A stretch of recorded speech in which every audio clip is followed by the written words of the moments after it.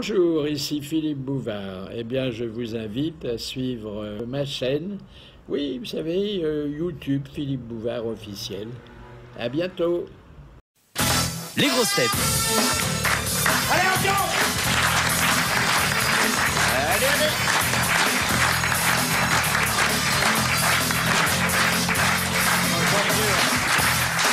Bonjour, nous espérons que notre envie de rire avec vous vous fera oublier vos soucis personnels et la morosité générale. Alors, voici vos grosses têtes.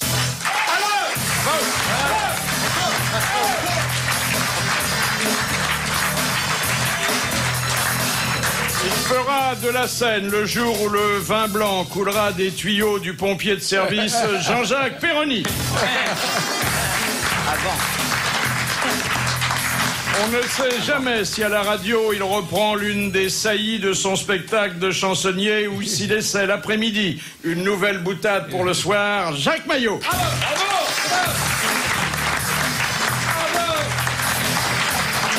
Bon prince, il organise une collecte pour boire le champagne à chaque nouveau départ de Charles Bietri, Thierry Roland.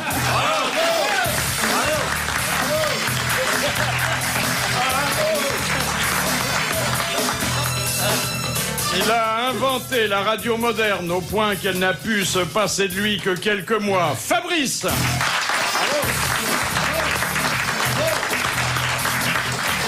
Il sait bouillir sans perdre son arôme. Coff.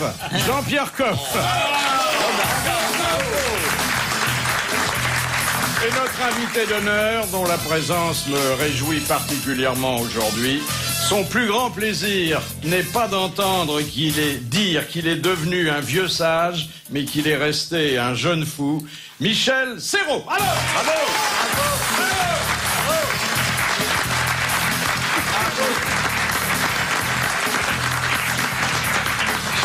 Cher Michel Serrault, êtes-vous toujours fou de votre corps?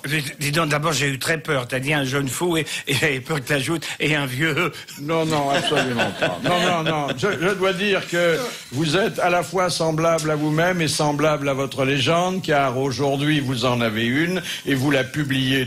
Ça fait d'ailleurs une légende qui remplit pas près de 400 pages. Hein. Ah oui. Et tout n'est pas dit.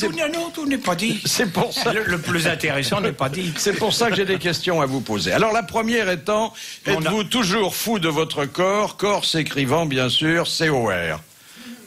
Oui. Mais malheureusement, je n'avais pas mon instrument. Non, vous en jouez régulièrement. Oui, mais une petite rectification. C'est pas un corps, hein. C'est un bugle. Un bugle? Oui, c'était une trompette un peu plus... Ah, le bugle, je croyais que c'était un chien, le bugle. Ah non, c'est un instrument. Il va falloir couper l'antenne. On dit que des bêtises, alors. Et que disent les voisins quand vous soufflez dans votre bugle? Maintenant, avec l'âge, ils m'acceptent parce que d'abord... Parce qu'ils sont sourds, oui. Non, mais il faut que je donne de l'argent. Ah bon? Quand je joue, que je fais des gammes, il passe à la maison et Madame Serrault est obligée de donner ou une soupe ou un peu d'argent pour dédommager les gens. Mais ce qu'il y a, c'est qu'il y a un moment qu'on habite la même maison et que les gens sont devenus un peu plus, ils ont vieilli avec nous et ils n'entendent plus très bien. Alors, ils sont moins gênés maintenant. Est-ce que vous pensez toujours que votre grande supériorité sur les autres comédiens réside dans le fait que pour jouer le rôle d'un fou, vous n'avez pas besoin de faire un stage dans un asile? Oui, mais c'est une mauvaise information parce que j'ai été interné déjà. Plusieurs fois? Oh, oui. Ma femme prétend que je suis timbré. Ah, oui. Alors donc qui est-ce qui fait rire là-bas?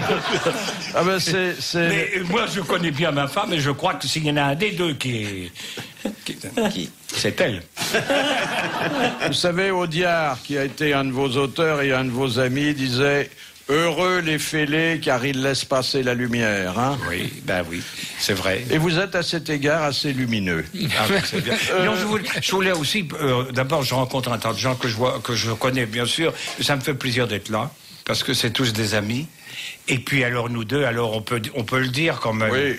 Est-ce que vous vous souvenez m'avoir aspergé devant 5 millions de téléspectateurs? J'avais la bouche pleine? Oui. Je parlais. Mais t'as dit de méchanceté, sans doute. Non. je disais des choses très gentilles sur vous, parce que je les pense, j'ai pas à me forcer. Oui. Et puis bon, vous en avez eu sans doute assez que je monopolise la parole. Alors, Non. vous aviez un verre d'eau devant vous. C'est toi qui m'as dit tu veux boire un coup, je lui ai dit oui. Tu m'as reposé une autre question, puis ça m'a étouffé et c'est parti. Oui. Et en direct, j'en ai pris plein la gueule. Mais qu'est-ce que vous voulez faire? D'abord, c'était de l'eau. Bon, ensuite, ça venait d'un ami, Oui. donc j'ai fait semblant de rire. Et il remet ça. J'adore.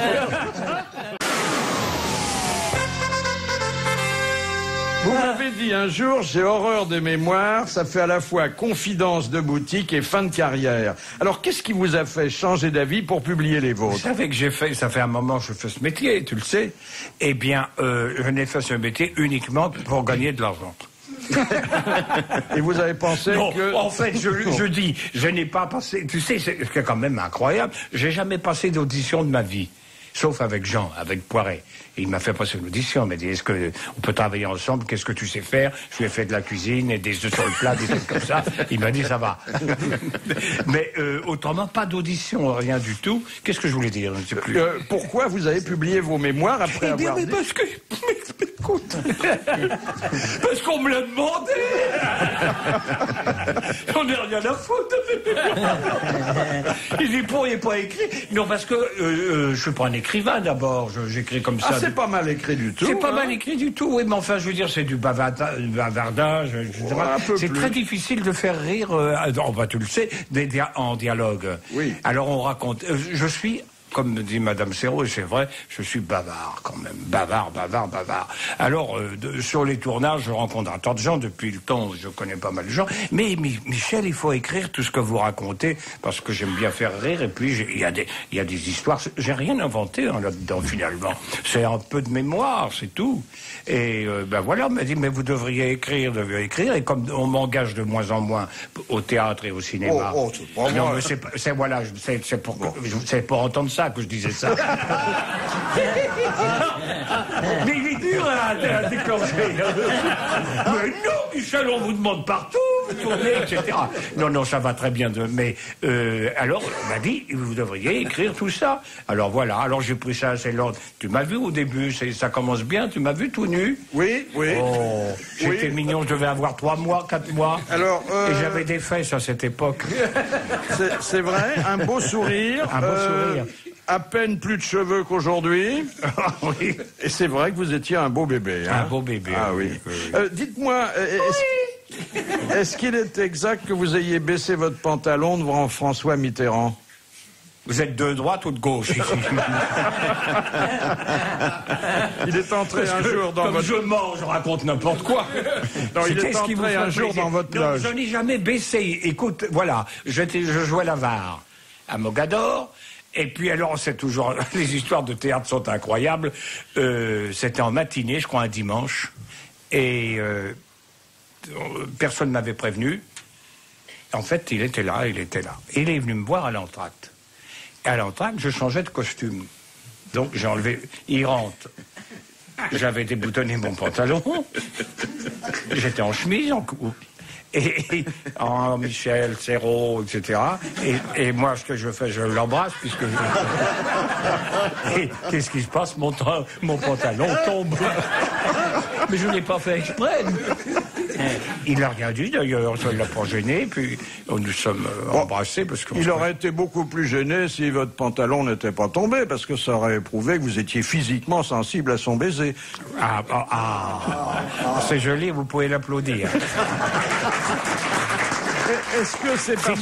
Il est magnifique parce que moi je dis des banalités, pas vous messieurs parce que vous avez l'habitude, mais lui a toujours un mot en plus, une couleur supplémentaire qui fait que ça percute. Bravo. Dites-moi, est-ce que c'est parce que vous avez eu beaucoup de partenaires sur la scène ou à l'écran que vous n'en avez eu qu'une seule dans la vie privée?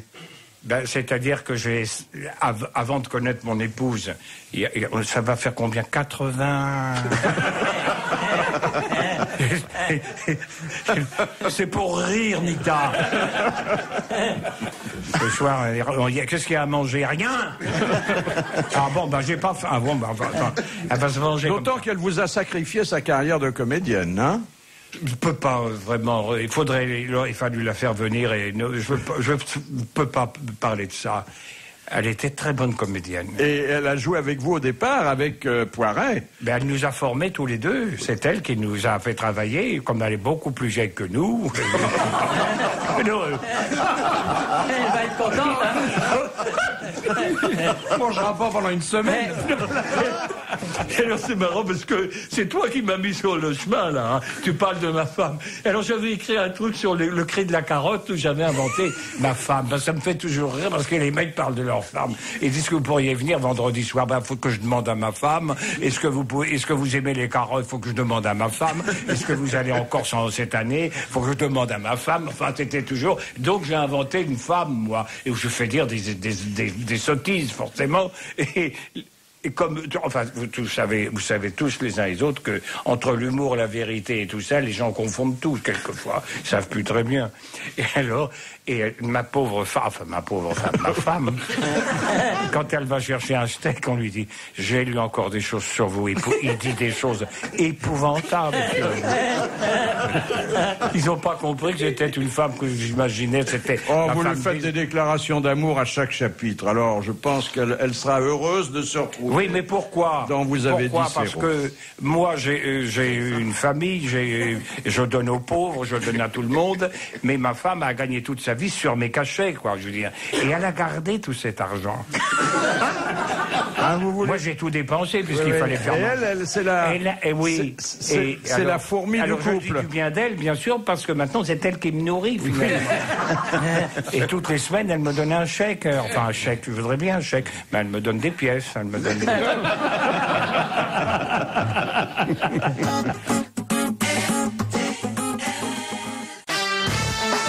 Et pour les grosses têtes de Philippe Bouvard cet après-midi, Fabrice, Jean-Pierre Coff, Thierry Roland, Jacques Maillot, Jean-Jacques Perroni et l'invité d'honneur, Michel Serrault. Êtes-vous encore obligé d'aller chercher parmi les morts les comédiens qui ont plus de talent que vous? Parce qu'un temps, vous n'en reconnaissiez aucun parmi vos contemporains. Oh non, je n'ai jamais dit ça. Ah si, vous me l'avez dit à moi. Ah oui, mais c'est une confidence, merde. Il va pas me faire... T'es terrible, quand même. Alors, qu'est-ce qu'il y a autant de talent que vous parmi les comédiens vivants? Il y a Michel Simon. Non, vivant. Mais moi, je fais justement, je te dis.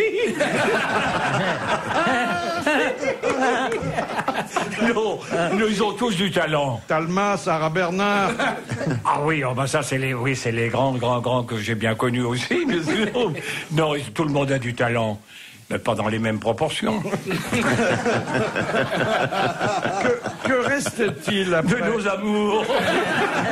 Après tant d'années de Stéphane Brinville et d'Albert Petit-Lagrolèche? Ils vont bien. Oui. Ils vont bien. Ça, c'était des personnages inouïs. Il y avait Jerry Scott aussi. Ah, Jerry Scott, c'est une grande vedette américaine. Non, c'était une vedette française qui a fait sa carrière en Amérique et qui est revenue. Et d'ailleurs, ça m'avait fait rire parce qu'à l'époque, on n'était pas connus du tout. Alors, et quand j'en me présentais, on a la chance de recevoir ce soir dans des émissions publiques de l'époque, etc. Jerry Scott. Alors, comme Jean avait beaucoup de vérité et que tout ça, on n'était pas très connus encore. Jerry Scott, de retour d'Amérique, il vient de tourner les Richelieu, toute la série des Richelieu. Richelieu chez les nazis, Richelieu... Et je rentrais par la salle, et les gens applaudissaient, ce Jerry Scott qui revenait. Et alors, j'ai jamais été autant applaudi. Parce que les gens croyaient que je venais d'Amérique, vraiment. Et il y avait bien une minute ou deux où il se passait absolument rien, aucun éclat de rire. Il disait, tu reviens, tu débarques d'Orly, etc. Oui, j'ai pris le métro, j'ai changé 2 fois. Et les gens disaient, oh, c'est bizarre, mais ça n'était pas Paris, c'était vraisemblable qu'une grande vedette américaine, acteur, grande vedette, oui, j'ai changé là, etc. Et puis alors, après, à la 2e heure, il comprenait tout ce que c'était des plaisanteries. Et alors, Poiret vous demandait, c'était l'intervieweur, le clown blanc, il vous demandait si vous aviez, pour tous ces rôles, été obligé de changer de costume, et vous répondiez non, parce que la robe de cardinal avec barrette et pompons, ça va avec tout. Alors, je vais vous demander, on reviendra après... Je chante tout de suite? Non, non. On m'a demandé des sous. Non. Je vais vous demander d'abord de garder votre pantalon, parce qu'à la radio, ce sera évidemment un luxe Ça m'est inutile. arrivé. C'est pas bien ce que tu fais là. Tu me dis, je dis des choses un peu... Non, c'était un grand moment de la télévision. Oui, mais tu sais, attention, il faut bien remettre ça dans le contexte. Je veux pas parler de noms et je voudrais préciser qu'on m'avait invité et je suis tombé devant un monsieur qui voulait en faire plus que moi. Ça m'a pas plu. Je lui dis avec lui, il n'y a rien à faire, il n'y a plus qu'à montrer son cul. C'est ça l'explication. Et j'ai descendu mon pantalon. Ah oui. Et puis voilà. Mais c'est tout, ça va pas plus loin. Oui. Tu sais, quand on plus... là, tu vois, tu me laisses parler. Ça, donc, tu verras pas mes fesses. Alors, je voudrais quand même réintroduire une émission culturelle Pardon dans notre entretien.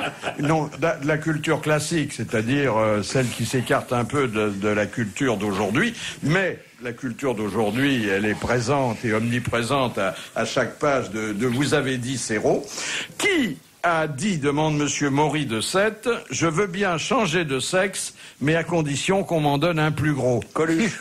Oui, c'est Coluche. Oui. Ah, c'est une bonne réponse de Jean-Jacques Perroni. Bravo.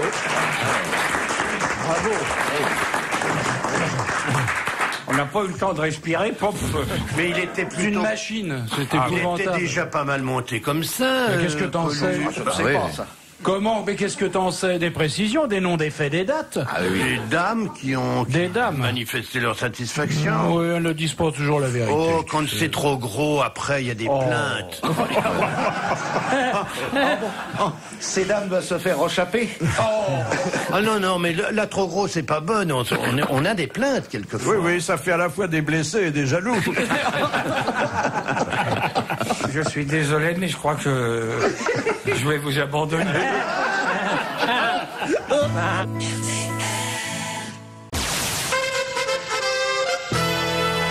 Qu'est-ce qu'il vous reste du patois, au fait? Parce que vous avez parlé patois. C'est-à-dire, qu'est-ce que ça veut dire? Ça va? Ah oui, bien, oui. Convaincu. C'est tout? Oh bah, ça veut dire trop de jal cul. Qu'est-ce que c'est? Trop du cul.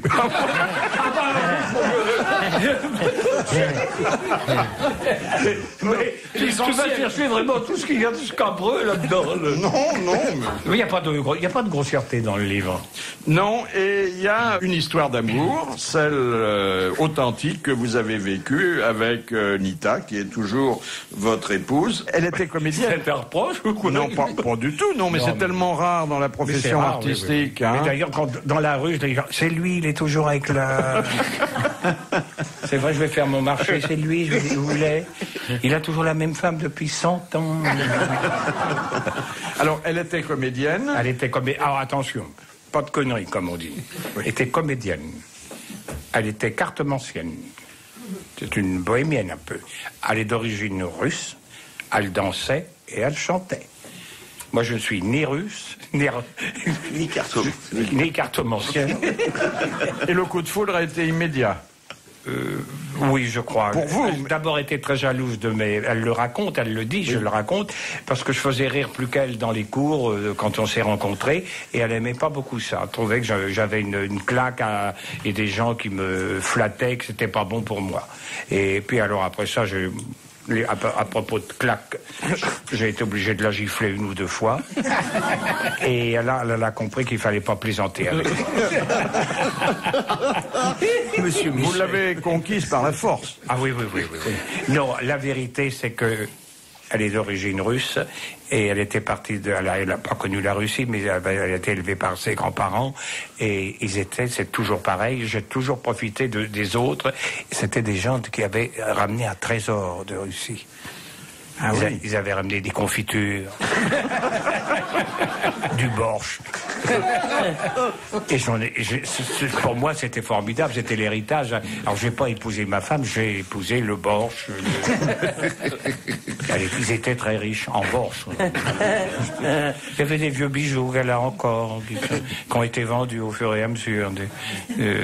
Au début de ma carrière, où je ne gagnais pas beaucoup d'argent, elle a dû vendre tous ses oripeaux, Mais voilà, non, mais c'est pour ça. Vous faites un portrait très très drôle drôle d'un couple qu'on croyait connaître et qu'on redécouvre grâce à vous, Yvonne Printemps et Pierre Freinet. Oh. Alors là, c'est d'un pittoresque inouï, hein. Bah oui, et encore, je suis loin de la vérité, parce que... D'abord, il s'engueulait tout le temps, hein. Ah oui, il m'a dit, maman, vous me faites chier, sortez. Mais je vous en prie. Vous êtes un vieux con, elle lui disait tout le temps. Mais je sais, maman, venez, je vous embrasse, je vous adore. Mais elle chantait beaucoup dans la vie de tous les jours. Comment allez-vous? Oh, d'abord, écoute, la première fois je la rencontre, parce que j'ai joué donc une pièce là-bas, et alors elle me faisait... Parce qu'elle était un peu...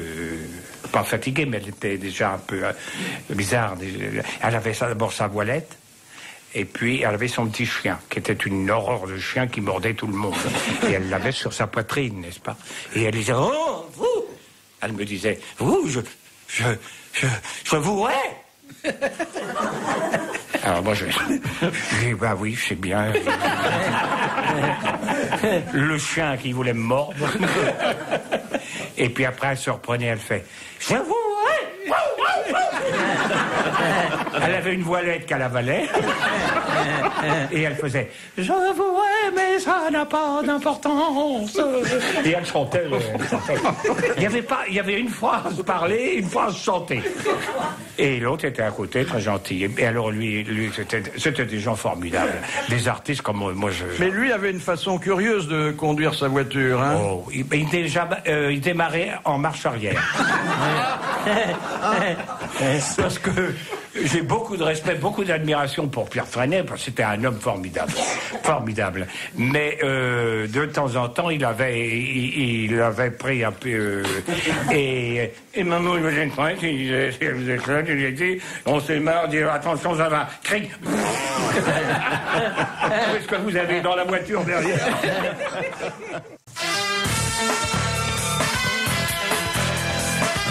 Nous retournons dans le grand studio de RTL avec les grosses têtes de Philippe Bouvard, les invités Jean-Pierre Coff, Jacques Maillot, Fabrice, Jean-Jacques Perroni, Thierry Roland et l'invité d'honneur Michel Serrault.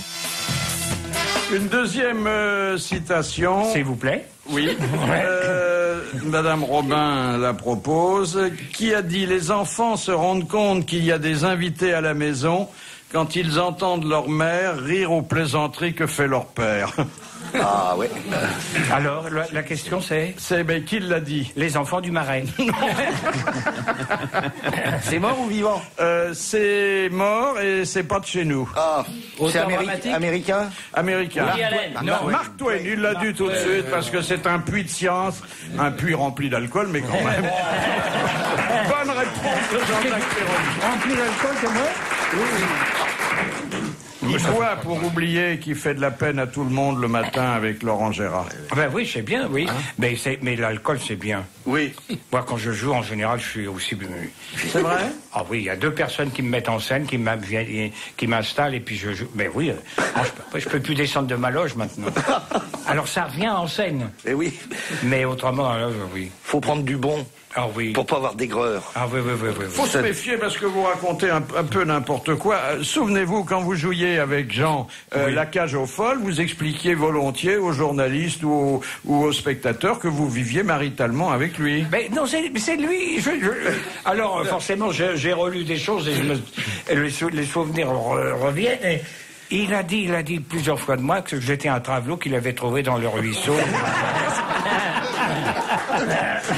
Et alors, vous savez, je vous disais la difficulté des fois de faire passer l'humour ou le 2e ou le 3e degré, ce qui fait que pendant longtemps, je suis passé, mais enfin, tout le monde... à telle enseigne que Michel Simon vous avait dit un jour, ah c'est beau 2 hommes qui s'aiment comme vous. C'est pas possible. Il venait nous voir aux 10h et il nous aimait beaucoup. D'abord, il nous offrait des cadeaux, il portait des boîtes de chocolat pour Poiré Serrault et il y avait toujours marqué quelque chose dans le genre de la part de votre acteur préféré. Et c'est lui qui était la dédicace. Et alors, il était... ce qu'ils sont admirables. Oh, nana, ce que c'est beau de voir 2 hommes qui s'aiment. faut dire que il vous aimait bien, mais il aimait bien le quartier aussi. Hein. Il aimait bien le quartier aussi. Hein. Oh, il aimait bien le quartier. Oui. Mais je le raconte, je ne vais pas tout raconter, mais l'histoire incroyable, mais émouvante, incroyable, qui dépasse tout ce qu'on peut imaginer les uns les autres. C'était une soirée, une centième au théâtre. On va le voir. Hein. Alors, il venait manger avec nous très souvent, il adorait ça. Et moi, je passais des heures le soir, après le théâtre, à le reconduire à sa voiture, etc., où il me montrait son coffre de voiture. Ça durait des heures, hein. Il y avait les halles à cette époque-là. Est-ce que vous connaissez le coffre de ma voiture? Je disais non, je ne connais pas. Est-ce que ça vous ennuie s'il n'est pas trop tard? Il était 3 heures du matin. Est-ce que c'est pas trop tard? On était quai de la Râpée, on traverse. Alors il en profitait parce qu'il y avait encore les halles. Il adorait dire des grossièretés. Moi aussi, ça m'arrive aussi. Et j'ai enculé. C'était les camions qui passaient. Et c'est chou-fleur parce qu'on n'arrivait pas. Et alors, il me disait, on a combien de temps? Parce que c'est quand même long à visiter un coffre de voiture. Alors, il ouvrait son coffre et me disait, comment vous le trouvez? Oh, c'est la première fois que je vois un coffre comme ça. Mais on peut mettre un tas de choses. Alors, il me racontait. Et alors, ça durait un quart d'heure, 20 minutes, toujours. Et on repassait de l'autre côté. Lui était à droite, moi à gauche. Et moi, je lui disais, mais vous n'avez pas vu mon coffre de ma voiture à moi? Et vous pouvez pas repartir chez vous sans avoir vu. S'il vous plaît, enculé, ça a passé dans oui, enfin bon, bref. Et voilà. Mais c'était magnifique.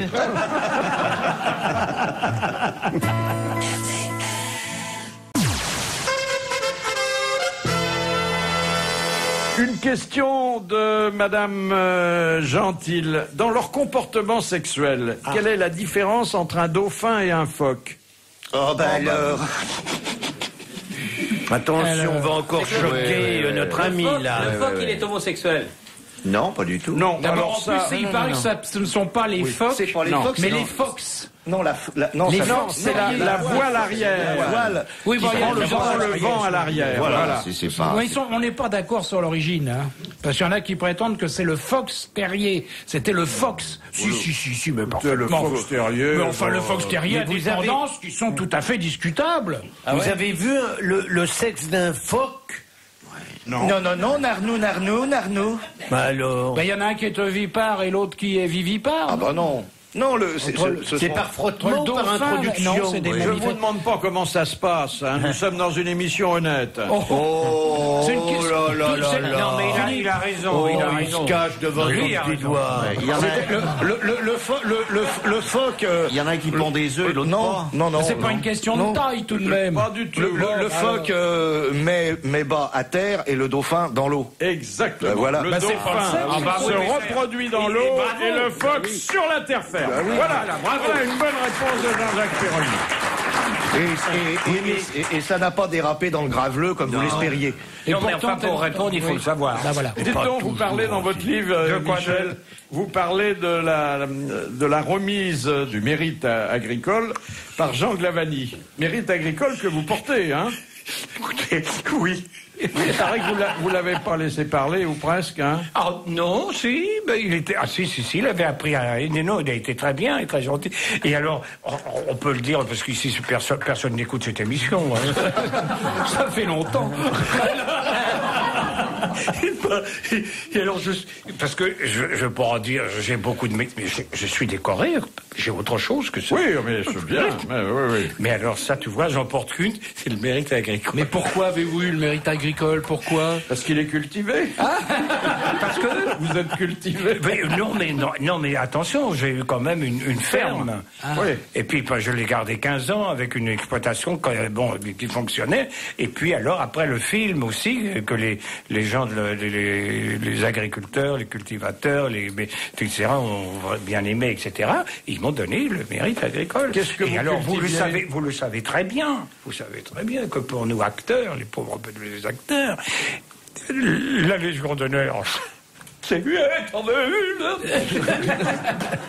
mais le poireau, c'est une question de temps. C'est-à-dire que quand on commence à blanchir, on a... Mais ça Le poireau, c'est difficile, hein.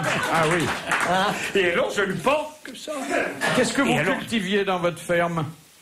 Eh bien, écoutez, je faisais des vaches allaitantes. Ah oui. Vous voyez ce que c'est? Oui, tout à fait. La vache, etc. Oui. Je faisais des veaux, oui, c'est C'est ce ça. qu'il peut y avoir de pis.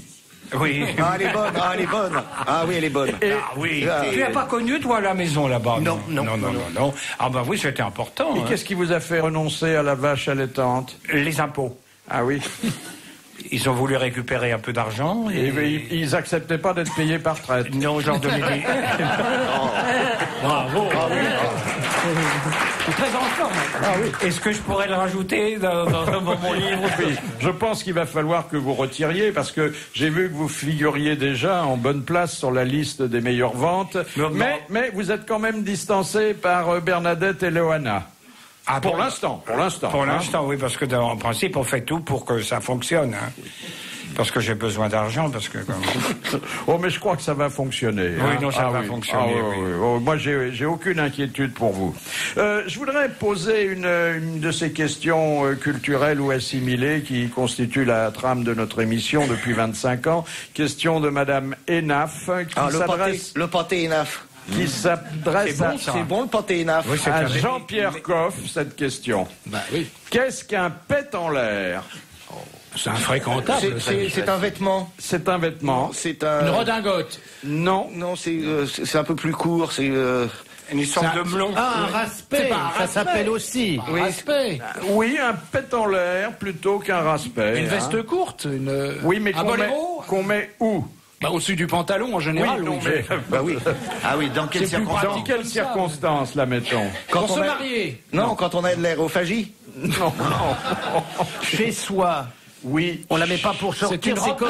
on la met chez soi. C'est ce que portait toujours chez lui Monsieur Chevalier, c'est ce qu'on appelle un veston d'intérieur. Un veston d'intérieur. C'est une bonne réponse de Jean-Pierre Coff à une question qui lui était nommément posée. Et vous, qui êtes un homme de la province, cher Michel Serrault, respectueux des traditions, est-ce que vous pouvez répondre à cette question de Madame Natier de Dieppe? Madame Natier. Ah oui, je la connais. Oui. Que contenait la soupière qu'on offrait jadis à chaque jeune marié dans de nombreuses provinces? Des pois chiches. Non. Non, il y avait... Oui, Fabrice? C'était pas des louis d'or? Non. Raté. Une armoire à glace? Non.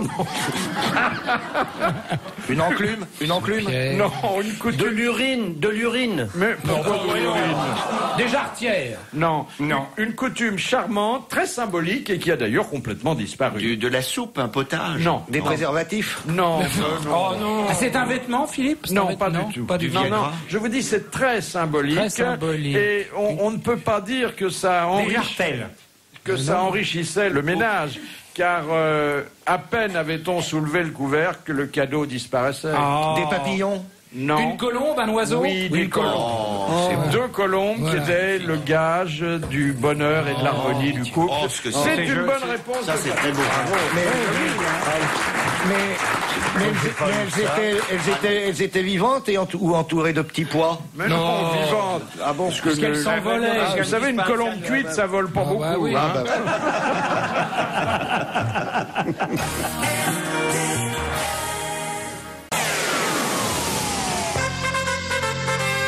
Et est-ce que vous connaissez Jean Dutour, Michel Serrault? Bien sûr. Oui. Qui a été un admirateur longtemps de Poiré Serrault. Et... on a des papiers magnifiques. Ah, quand il faisait la critique dramatique. Ah, bah, oui, mon petit gars. Eh bien, il est au bout du fil. Ah, mais oui. Bonjour. Ah, mais alors quelle joie d'entendre Monsieur Serrault comme ça, directement parlant à mon oreille. Ah, oui. Il dit des bêtises, Monsieur Serrault, mon enfant. Oh, jamais. Non. Jamais, puis il l'a dit d'une façon grandiose, ça tient des œuvres d'art. Madame Fontaine vous demande quel est le nom du bouclier de Zeus qui avait été fabriqué avec la peau de la chèvre amaltée. L'Égide. L'Égide. Bonne réponse de Jean Dutour.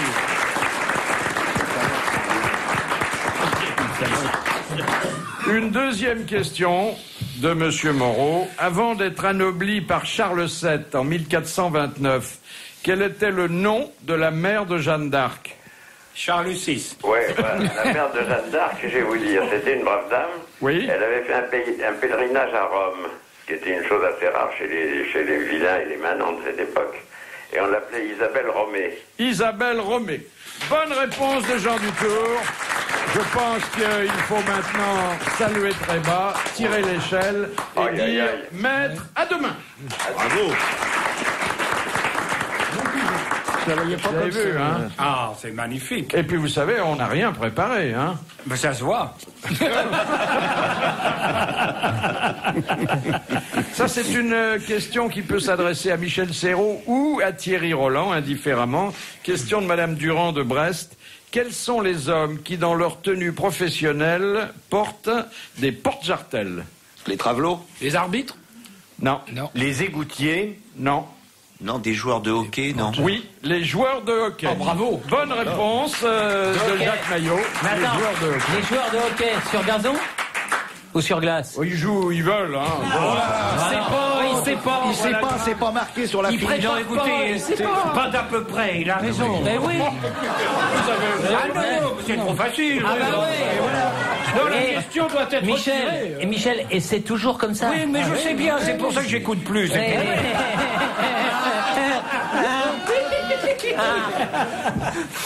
pense que c'est du hockey sur glace. Oui, je pense, oui. Ah bon? Eh ben, c'est pas sûr. Qu'est-ce qui C'est vous pas permet de certain, Parce penser qu'ils ont ça? des, Mais attends, ils sont tout carapassonnés au hockey sur glace. Ils ont des chaussettes au hockey sur gazon. Ils ont des C'est plutôt le chaussettes. gazon, des grandes chaussettes. Oui, ils ont des grandes chaussettes. Eh oui, ils ont des grandes Je chaussettes. pense que c'est pour tenir les chaussettes. Bah oui. Oui. Donc c'est sur gazon. Vous-même, vous avez Ah, pas. ben je vais vous montrer mes chaussettes. Elles sont bien courtes, hein. Elles sont bien courtes. Non, ils ont été coupés. Parce qu'en principe, on fait le café avec ça. Mais Le jus de chaussettes. Tu vois les anciennes cafetières, il y avait toujours une chaussette. Hein. Oui. Oui ou non? Oui. Alors merde. Ce qui est extraordinaire avec vous, cher Michel, Oui, c'est mon ami. l'imprévisibilité de votre caractère. Ah bon? Vous vous souvenez de cette interview durant laquelle... Non, c'était pas une interview, c'était une remise de prix où vous étiez renversé un plat de spaghettis à la tomate Oui, sur c'est la vrai. tête. Mais c'est toujours un hommage, il y a toujours une raison. Parce que j'avais entendu un Brasseur, qu'on admire tous, et formidable acteur. J'ai eu la chance de jouer avec lui, de le rencontrer, c'est magnifique. Et un jour, il était en train de... Il dînait, il y avait un grand dîner, il était invité, et une dame du monde lui dit, ben alors... Pierre, qu'est-ce que vous allez... Vous refaites une pièce à la rentrée, vous allez rentrer, alors lui était déjà un peu...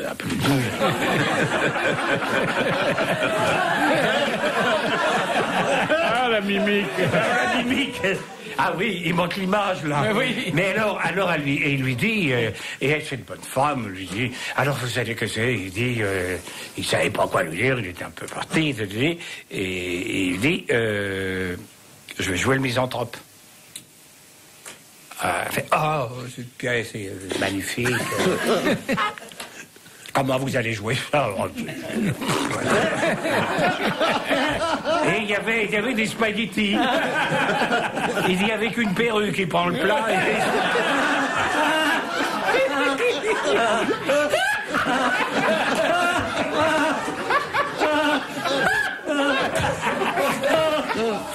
Elle le méritait. Elle méritait bien ça. Et alors, comment vous allez le jouer, puis quoi aussi?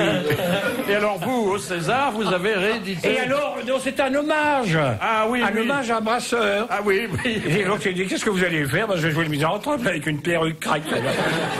Mais enfin voilà, ben, c'était pour moi, parce que les dans la salle, ils ne savaient pas pourquoi exactement. Oui, je faisais non, ça. il y avait 10 millions de gens qui regardaient à la télé, mais ça s'est très bien passé, hein. Oui, mais il faut pas faire... il faut faire des choses pour soi-même de temps en temps. Il faut se faire plaisir. Alors moi, c'était un hommage, vraiment beaucoup d'hommages aux gens comme ça. C'est agréable d'avoir des spaghettis à la tomate sur la tête. Bah regarde, tu fais plus d'efforts, tu n'as plus besoin de couvert. Et quand tu tires un spaghetti, tout arrive.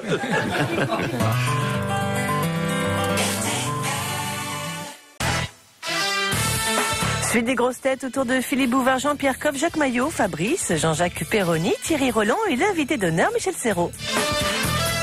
Ah, dites donc, une bonne nouvelle dans l'actualité, parce que bon, aujourd'hui, l'actualité, c'est Michel moi, Serrault. c'est pas une bonne nouvelle. Si, bien bon. sûr. Mais il y en a d'autres, et elles sont quand même rares. C'est que dans le nouveau Robert, il y a le mot zigounette qui, pour la première fois, fait son entrée. Vous noterez qu'il ne s'agit pas de zibounette, mais de zigounette. Avec un G comme dans le jambon. On a toujours dit zigounette, pas il y en a qui disent zibounette. Non, c'est parce qu'ils prononcent mal. Oui, ils prononcent mal, oui. Ça va être bien pour le Scrabble, ça. Parce que les Z, il n'y a pas beaucoup de mots avec Z, donc zigounette, c'est bon. Je pense que c'est une grande conquête sémantique de Je vais voir. pouvoir le mettre dans mon livre, alors le remettre Le mot zigounette, oui, je vais le remettre dans Et ça veut dire quoi, Philippe, alors? Eh bien, c'est le sexe masculin, hein. Ah, oui. Mais ah oui, c'est ça, Oui, mon c'est Dieu. ça. Oui. Non, mais je voulais qu'ils le disent. Non, mais je vous dis ça parce que le sexe masculin. Oui, le truc. Vous connaissez Oui, vaguement. Oui. C'est ça, c'est une zigounette. il y a quand même 332 mots, généralement compris, argotiques, pour désigner la même chose. 332. Allez, chiche, on essaie de les trouver.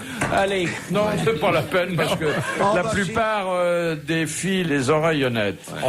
Moi, ça, si vraiment vous voulez, moi, je m'en vais aussi. Ah, non. Non, je n'insisterai pas. Et les obes et machin. Oui, mais il en reste 331. Et il y a Kékette dans le dictionnaire. Il y a Kékette. 330. Mais Kékette, ça fait longtemps. Hein, La bistouquette, il y a. Bistouquette. 329. aussi. Bistouquette, oui. Bon, ben, dites donc, il faudrait allonger un peu le temps d'émission, là, parce que. On en est combien, tu dis? 329. Là, Il y en a un, je me demande, je suis pas sûr si c'est le. J'ose à peine le dire, mais c'est la Gascu qui est bien aussi. Oui, 328. Ah, la Gascu. Là, c'est charmant, la Gascu. Ah oui. C'est du 17e. Et le braquemar, qui est médiéval. 327. Allez-y. Il y a un peu péjoratif, il y a la vipère de broussailles. Oui, c'est bien. 326. Il y a le savoyard aussi, se mettre un coup de chaloupé sur le savoyard. Il y a l'anguille de caleçon. Oui. On est bien parti, là, on tient bien. 325. Il y a le gland du grand arbre. Le plan du grand arbre. Oui, ça je dis plus beaucoup. Je voulais vous dire que vous êtes fort comme un chêne. Je m'en vais. Oh non, au contraire, ça m'intéresse beaucoup ces explications. Oui. Puis il faut avoir du vocabulaire. Mais quand on n'a plus rien d'autre, oui. Maintenant, Le vocabulaire, c'est le petit de la vache qui a de l'aérophagie. le vocabulaire. Oui, mais oui. C'est l'une de vos meilleurs adjoints. Oui. Alors c'est terrible parce que moi j'applaudis parce que je vois que tout le monde comprend, moi je comprends rien. Mais ayez confiance dans notre public. Oui, très averti. bien sûr. Et en vous aussi j'ai confiance. Mais moi souvent je comprends pas davantage, mais comme le public rit, je fais semblant de rire aussi. Oui. Non, c'est pas... Et je voudrais alors là vous faire rire vraiment. Pardon, cher Jean-Jacques. J'ai l'habitude. Prends ça dans ta gueule, tiens. Avec une histoire que Michel Leb racontait il y a au moins 10 ans. Et c'est une histoire qui va vous plaire, cher Michel Serrault, parce qu'elle se déroule à la campagne. Un paysan et sa femme, un petit paysan qui arriverait dans une salle de cinéma pour la première fois, et puis qu'ils sont tous les deux dans l'allée centrale. Et puis qu'à un moment donné, que l'ouvreuse, elle arriverait avec sa lampe pour les faire asseoir, et puis que le pépé, il dirait à la dame, pousse-toi, v'là un vélo, Marie.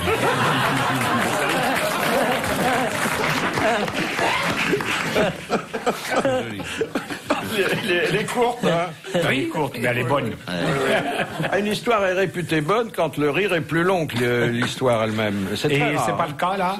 Si, ben parce qu'avec une histoire courte, on a moins de risques qu'avec une histoire longue. Vous en racontez, vous, des histoires, parfois? Oh, non. Quel est votre préféré?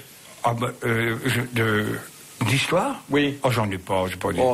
C'est pas des histoires, moi, c'est des constats de la vie que je peux faire, mais j'invente rien, je te le dis. Oui. Simplement, Non, non. Vous vous souvenez de ce qui a eu vraiment lieu, oui. Ah oui.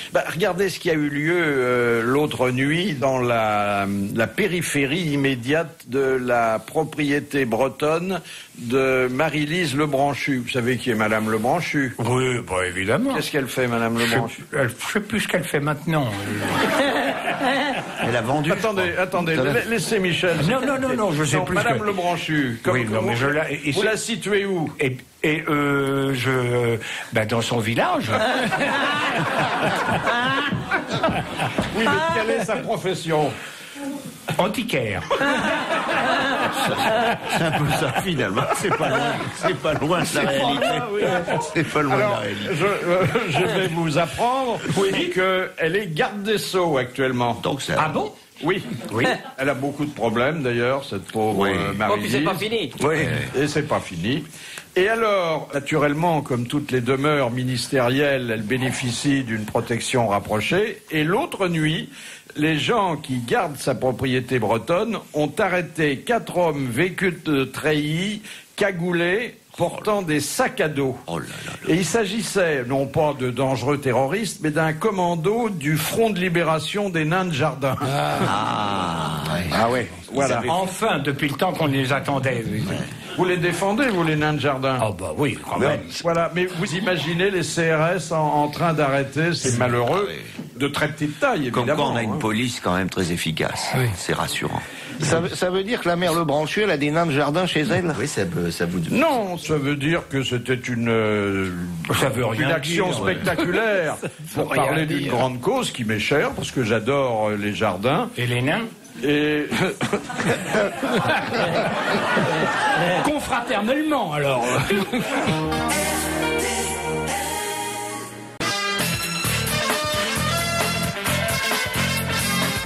Est-ce que, demande Monsieur Lopez de Gagny, vous savez ce que signifie l'expression « prendre la R » Ça s'écrit H-A-I-R-E. Prendre la R. Molière n'en parle-t-il pas? C'est Rémaère avec ma discipline. C'est dans le Tartuffe. Bah oui, alors c'est un vêtement? C'est un vêtement, la R? C'est un vêtement. Oui, mais quel type de vêtement? C'est quand même très particulier. Une robe de bure, religieux, une chasuble. Alors, c'est un vêtement à connotation religieuse. C'est une veste de... C'est une aube. Une ceinture, un grand manteau. Non. C'est pas comme le cilice. Alors exactement, c'est exactement comme le cilice, c'est-à-dire c'est un vêtement de pénitence qui est fabriqué avec du crin. C'est la burqa. On se met ça directement. Ça gratte. Oui, c'est très désagréable. Très désagréable. Je crois que la phrase exacte de Molière, c'est Laurent serré Maher avec ma discipline. Vous n'avez pas joué le Tartuffe, vous? Non. Ouais. Ça vous amuserait de vous voir dans le Tartuffe? Je suis trop un peu vieux pour jouer ça. Maintenant, il n'y a plus le génie n'a pas d'âge. Ah non, quand même, faut pas pousser, François. Dites donc, alors la R, c'était bonne réponse de ma gueule. Je l'ai mis sur la voie. Non, vous étiez deux à vous partager cette bonne réponse. Fabrice et Péroni. Mais le silice, il faut mieux prendre celui du Mexique. Le silice con carne. Oui, c'est meilleur.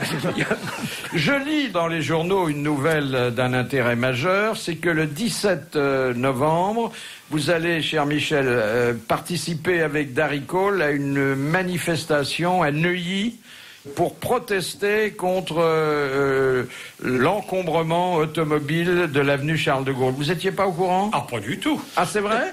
Pas du tout. Ah, je vais vous donner ça. Alors parce que paraît-il que vous êtes gêné par le fait que c'est devenu l'axe urbain le plus fréquenté d'Europe, avec 17 000 véhicules à l'heure. L'avenue de Charles de Gaulle, à Neuilly. Je vais vous dire franchement, c'est une erreur, parce que je m'en fous d'abord. Et j'habite pas là du tout. Qu'est-ce que c'est que ces trucs-là? Au panier. Au panier. Pour une fois que le Charles de Gaulle est encombré. Il est reparti. Il flotte. Ah oui, il flotte. Alors, une question de Monsieur Cellier de Rodez à Jean-Pierre Coff. Sous quel nom connaît-on mieux les bougnettes, les crottes d'âne, les nœuds d'amour et les roubignoux? Il va pas oser le dire. Ah, mais ça, c'est pas les couilles. Non, Il l'a dit. C'est des fromages. Les bougnettes. Non. Redites-voir. Ah, c'est pas de la pâtisserie. Pâte à choux. Oui, c'est des beignets. Ce sont des beignets. Des beignets, oui. naturellement. Les bougnettes dans les Cévennes, les crottes d'âne dans le Vexin, les nœuds d'amour en Bourgogne et les roubignots au Puisac. Ah, j'aurais pensé que c'était en Bretagne, les roubignoux. Roubignots. Agneau. Ça change tout. Ah, ça change tout. Ça change tout. Ah oui, alors là, il tombe à l'eau. Les beignets, vous connaissez les beignets? bah oui, bien sûr. Je ne le savais pas. Vous n'allez pas quand même me faire un fromage. Non. Je ne veux pas transformer les beignets en fromage. Rose un peu, quand même. Chaque fois que je ne sais pas quelque chose, vous commencez à m'humilier. Ça me finit par me faire de la peine, ça. Non, je veux pas. Je vous aime trop pour vous humilier. Oui, non, mais c'est toujours je vous aime trop et tout. Non, c'est pas vrai. Remets-toi, Jean-Pierre. Ça n'est pas grave, Jean-Pierre. Alors. Oui, je savais pas que ça s'appelait un beignet. Bon, je le sais maintenant. L'expression tremper le beignet, c'est ça? Oui. Tremper le biscuit. Ah, le biscuit, c'est ça, oui. La question de Monsieur Lacauve. Quel auteur dramatique français mourut dans une maison de santé où il se prenait tour à tour pour le fils de Napoléon et pour une vache lorsqu'il tentait de brouter le gazon? Fédot, non? Oui, Fédot, oui. C'est Fédot. Brouter le gazon. Cet énorme génie comique et qui est mort complètement fou. Ah oui. Voilà. Donc, messieurs, faut pas faire rire. Hein. Non, c'est une bonne réponse de Fabrice. Et vous imaginez un grand auteur dramatique en train de brouter le gazon, c'est... Ah oui. Et une championne de tennis. Tout le monde y pensait. Oui, voilà. on n'osait pas le dire. Parce qu'il n'y a que dans le tennis où il y a ça. Pas du tout. Pourquoi? Des brouteuses de gazon. Ah non, pas du tout. À Wimbledon, sans doute, je ne sais pas. Vraiment. Pas du tout. Bah, il paraît qu'il y en a beaucoup. Qu'est-ce que tu nous fais, là? Non, je trouve que c'est honteux, c'est tout, monsieur. Non, ça, il n'y en a pas beaucoup dans le football, c'est vrai. Vous avez vu ça, il est devenu fou. Non, je trouve que c'est honteux. Enfin, on a quand même bien le droit de rigoler avec une ou deux joueuses de tennis qui sont en train de se mais il n'y a pas, casser la chronique. Mais attends, mais il n'y a pas que chez les joueuses de tennis où ça se passe. Mais alors, il y en a aussi chez les... Non, restez, Michel Serrault, restez, non. Je conçois que... Sinon, je vous préviens. Ne retirez pas votre pantalon. Non. Non, mais je sais que vous êtes sensible. C'est pas un peu la débandade. Vous êtes sensible à certains mots qui choquent votre enfant honnête. Non, mais c'est parce que j'entends mal. Alors, j'entends des grossièretés tout le temps. Oui. J'ai un appareil parce que j'entends plus, je vois plus et je ne reste non plus. Et donc... vous dites des choses charmantes et quand ça m'arrive là, ça devient des grossièretés.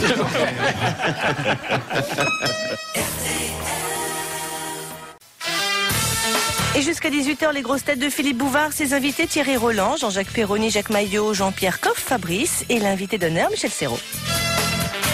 Est-ce que vous êtes au courant de... Non. Vous allez y être. Que les maisons qu'on nous prépare, qu'on nous fabrique et dont nous pourrons disposer dans quelques semaines ou quelques mois sont de plus en plus intelligentes. Ah, sûrement, oui. Et alors là... Les maisons. Les maisons. Oui, les maisons. Ça relève de ce qu'on appelle la domotique. Oui. Mais vous voulez déménager, vous? Non. Si, il y a longtemps que... Oh, monsieur Serrault, comme ce méchant. J'ai rien dit. Et tu ne vois pas, alors qu'est-ce que ça peut dire ça d'un vieux camarade? Oui, par exemple, vous avez maintenant des maisons où il y a des caméras partout. Bon. Ah, ça s'appelle le Love Story. Et par exemple, la maîtresse de maison qui est couchée a devant son lit un écran où elle peut voir si son employé de maison travaille bien dans la cuisine ou ailleurs. Et il paraît que c'est assez mal ressenti par les employés. Bah oui, ils peuvent plus prendre des petites cuillères. Bah oui, ça, ils peuvent plus piquer non plus. Mais vous savez, c'est peut-être la plus grande preuve d'intelligence que peut donner une maison à son propriétaire. On la siffle, elle arrive.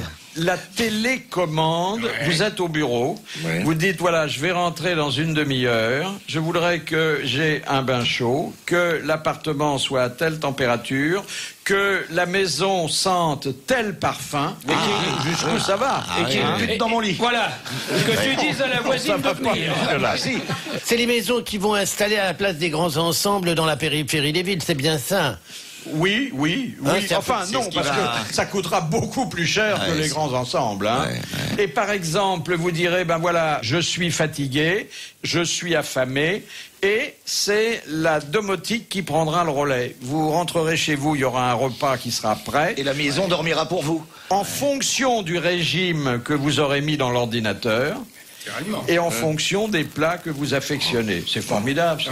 Ça, c'est. Hein? Mais pas de masseuse. Oui, les maisons seront plus intelligentes que les locataires, si je comprends bien. Oui, de plus en plus. Pas de masseuse, rien de tout ça. Non, les masseuses, c'est uniquement dans les avions qui transportent les joueurs C'était des masseurs. et les journalistes. Hein.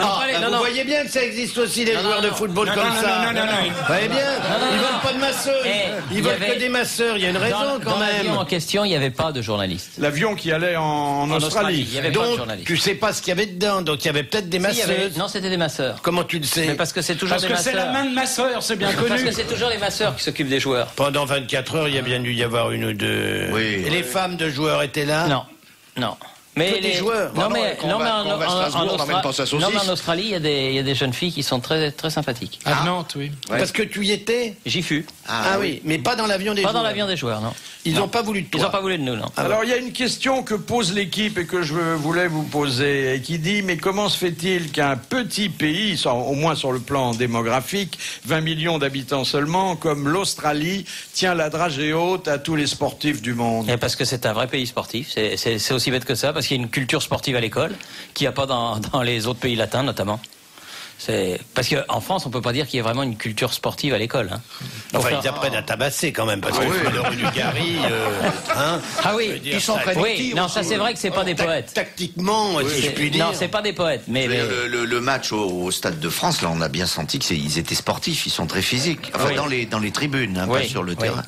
Non, mais c'est vrai que là-bas, l'après-midi, ils font du sport et puis ça se traduit par les résultats qu'ils obtiennent dans les compétitions. Il y a c'est les sûr. petits du cours préparatoire qui s'entraînent à la Kalachnikov à la récréation. Oui. Je voudrais en finir avec les maisons intelligentes provisoirement, parce qu'on n'est pas Oui, au bout de oh nos là là. surprises. Il y a maintenant une possibilité d'avoir un dialogue avec un ordinateur de maison. Par exemple, on lui dit... Salut Francis. Maison, où sont mes clés de voiture?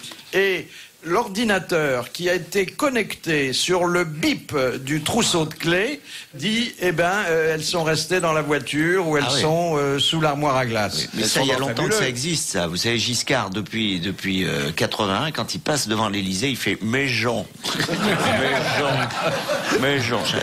Et puis, vous pouvez dire, j'ai été interrompu, je ne sais plus où j'en suis dans la préparation de ma tarte aux pommes. Et la caméra qui a suivi toute la préparation pâtissière est connectée à l'ordinateur qui répond, vous n'avez pas encore mis les fruits. C'est formidable. Parce qu'on n'est pas capable de le voir. En fait, on fait une tarte, on met pas les fruits dedans, ça Et rend si pas vous compte. êtes en train de faire une Faut tarte aux demander. fraises et qu'on vous répond les pommes sont pas dedans, non, c'est mais intéressant comme truc. C'est des maisons pour des gros nuls, ça. Ça va s'appeler la maison du gros nul. Pourquoi vous nous en La titillez maison avec du- vos questions non, mais imbéciles? La maison du con. C'est le, c'est le fameux débilome. Écoutez, c'est formidable, C'est vous le jetez débilome. un yaourt dans la poubelle informatisée et automatiquement la poubelle passe commande chez l'épicier d'un yaourt de remplacement. Il faudrait que l'épicier soit branché. Non, mais dans ça, la c'est maison. intéressant quand même. Ça, c'est formidable. Pour le yaourt, c'est bien ça. Parce que quand je retiens, c'est le yaourt, moi, dans tout ça. Et je voudrais, pour terminer... S'il vous plaît. L'addition et le livre d'or. Vous soumettre cette ultime citation que nous a envoyée Monsieur Félix de Poitiers, qui a dit « La femme idéale est celle qui, bien que fidèle, est aussi gentille que si elle vous trompait. » Guitry. Alors, c'est un auteur dramatique que Michel Serrault a bien connu, qui d'ailleurs fut comédien à ses débuts. Achard. Non, et qui termina comme Achard à l'Académie française. Roussin. André Roussin. Bonne réponse de Michel Serrault, dont je vous recommande les mémoires intitulées Vous avez dit Serrault, et que je remercie d'avoir été aujourd'hui notre invité d'honneur. À demain.